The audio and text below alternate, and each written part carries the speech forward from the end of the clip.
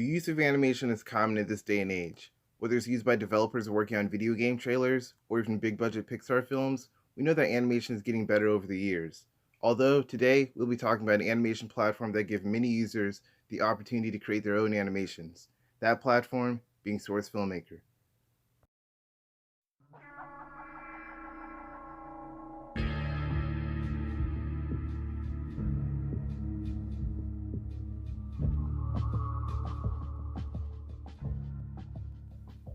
Valve is a corporation that was founded in 1996 by Gabe Newell and Mike Harrington, both of these individuals being former Microsoft employees. Valve has a great track record of video games, one of the first being Half-Life, which was released in 1998. Years later in 2003, Steam was launched by Valve. Steam was showing to be a success, causing it to be one of the largest PC gaming stores of all time. And of course, Valve started to release more games like Team Fortress 2, Team Fortress 2 being one of the most popular to use the 3D computer graphics software known as SourceFilmmaker.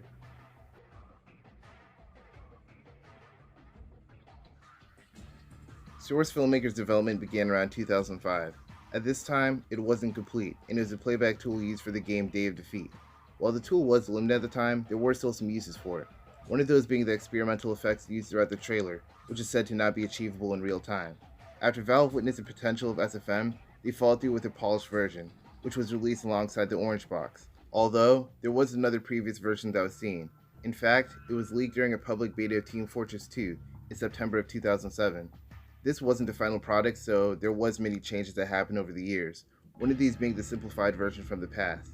This version was just a replay editor, which is similar to the version I mentioned before from Day of Defeat. It had minor uses like different camera angles and camera tracking. Later on, in June 27th of 2012, SourceFilmmaker was publicly available.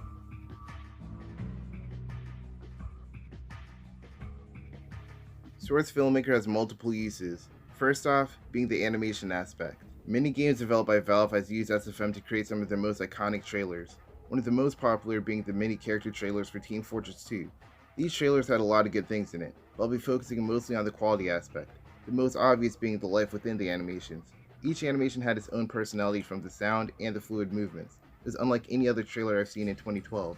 And judging from the good feedback and public availability, fans started to create their own artwork from the SFM, but it wasn't only animations.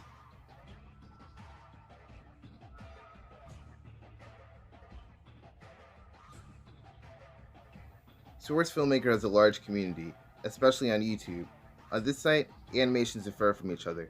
An example of this would be Anonymous, one of the most popular SourceFilmmaker animators on YouTube. Their videos focus mostly on a comedic standpoint, but you can still see the skill and time put into their animations, which is later supported by how the channel's quality over quantity. Other similar channels are DF Boom and Nuclear Productions, who also focus on comedy as well as having a great quality in their animations. There are other channels that focus on other priorities. An example of this would be a channel named Absolutely Nothing. They post videos focusing mostly on an action standpoint. An example of this would be their most recent video, Death Corps of Krieg. It's an amazing watch, you should definitely check it out after this video. While these videos are prevalent, there are other popular media surrounding SFM. These can be things like SFM posters, which are popular in subreddits, as well as, of course, NSFW content on Twitter.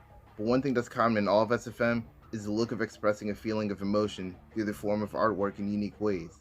SFM is definitely one of the best communities out there. It's still rising due to the recent release of Source 2 and rising creators like Corey Lado and Stuffed. So now, I want to know your opinion on the topic. Comment below with your thoughts. This has been Verbo. I hope you enjoyed the video, and peace.